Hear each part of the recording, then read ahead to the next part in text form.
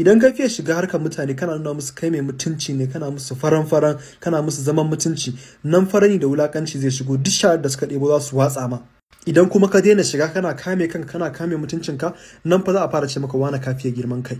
Idan kuma kana cin kuɗinka kayi ƙiba kayi mulmul kayi fresh, nan fa zaka ji ana cewa wane baka exercise, ɗan lukutaye ba su da kyau, ko kuma a ce ka fiye albazaranci kana wasa da kuɗi. Idan kuma ka daina cin kuɗin naka ka rame ka sirance, ko kuma ka je kai slimming, nan da nan zaka ji ana cewa ai wane san kuɗi ne yasa ya rame. Idan ka tara kuɗin ka fito kai swaga, kai ma ka fito ka mai da sa'anninka suke fitowa, nan take idan mace za a dinga cewa ai karuwa ce, maza ne suke siya mata. Idan kuma namiji ne shi ma za a dinga cewa ai maza yake bi. Idan Allah ya lice ka da bakar fata, nan ta nan zaka ji ana tsokana ka dan baki, wasu ma suna ganin kai ba ka da kyau, ana misalin kyau ana cire ka. Idan kuma ka je ka sa man bleaching kai bleaching, nan da nan zaka ji ana cewa ai wani baya son halittar da Allah ya masa, ai ta fama nuna ka ana yawo da kai a ce kai bleaching.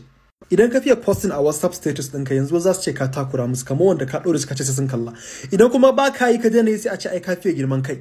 Idan Allah ya dan azurta ka dan fi su kuɗi kaɗan, sai ka suna cewa ai wani bai da matsala, ai wani bai da matsala, wani shi yasa yake girman kai, wani baya son kyauta, wani marwaci ne. Idan kuma ka talauce, nan za su maka dariya, suna ganin kamar ka fiye son jiki, ba ka son aiki ne. Idan Allah ya yi ka da kyau a dinga tattanka ka, idan Allah ya yi ka da muni nan ma ba a shiru ba a dinga kukkushe ka, ana faman misalin muni da kai. Idan Allah ya yi ka da tsawo sosai a dinga ce maka zankalakoki, idan kuma Allah ya yi ka da gajarta a dinga ce maka wada. Idan kuma har ka dage ka ce kai sai ka burge su, ka manta da cewa ba iya burge dan adam, kai ne abin zagi. Idan ma ka ce ba za ka burge su ba, za ka yi abin ka yadda ga dama, still sai sun zage ka. A ƙarshe dai darasin duk inda ka motsa a rayuwa sai ka ɓata wani rai. Idan kai abin alheri, maƙiyanka haushi za su ji, haka idan ka je kai abin tsiya, maƙiyanka kuma daɗi za su ji. Kaga kenan a duniyar nan duk abin da kai ba za ka iya burge mutane ba, just do you without apology, do what you wanted to do. A rayuwar nan dole sai an samu masu zagin ka.